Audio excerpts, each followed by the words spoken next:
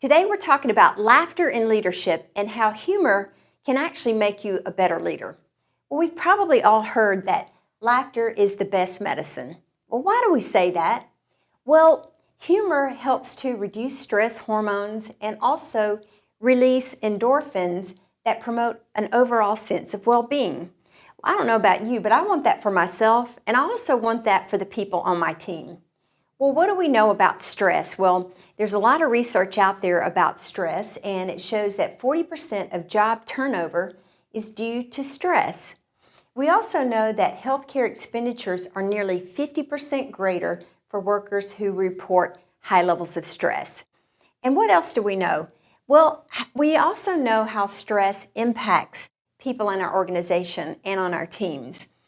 The Gallup has research that shows actively disengaged employees erode the organization's bottom line while breaking the spirit of colleagues in the process. And the cost in the U.S. is estimated to be more than $300 billion in lost productivity alone. Well, what are some of the positive benefits of laughter? Well, we know that it diffuses bad stress. It also enhances problem-solving skills, creates a new perspective by allowing people just to relax and engage with each other.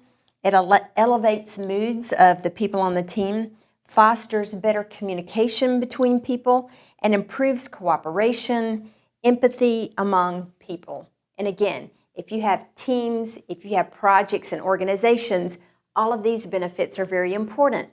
So how to use laughter as a leader without losing authority, because some people tend to think of laughter as just being silly and fun and games. But people who report that they perceive leaders who use humor and laughter to be more approachable and supportive.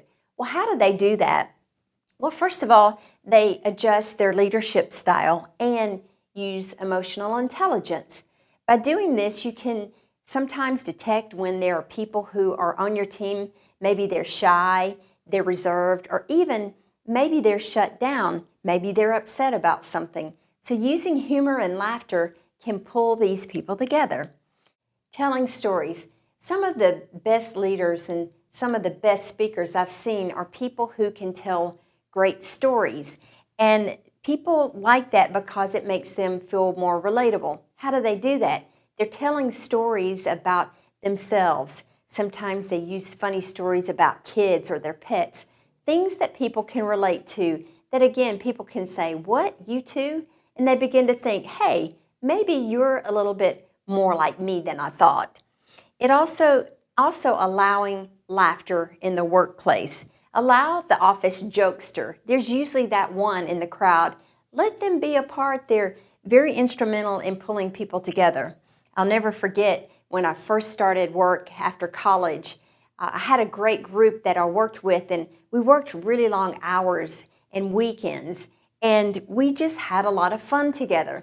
And we'll never forget, we actually talk about it like 30 years later, where the boss we had came running out one time and had the vein popping out of his neck and said, "Stop laughing."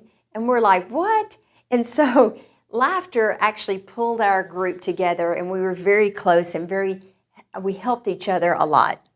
So how humor makes you a better leader is it gets people comfortable, not only with you, but also the group, and it makes them feel connected. It also improves morale, productivity, engagement, and I submit creativity. So if you need additional resources about how you can become a better leader, then sign up for our software now at projectmanager.com.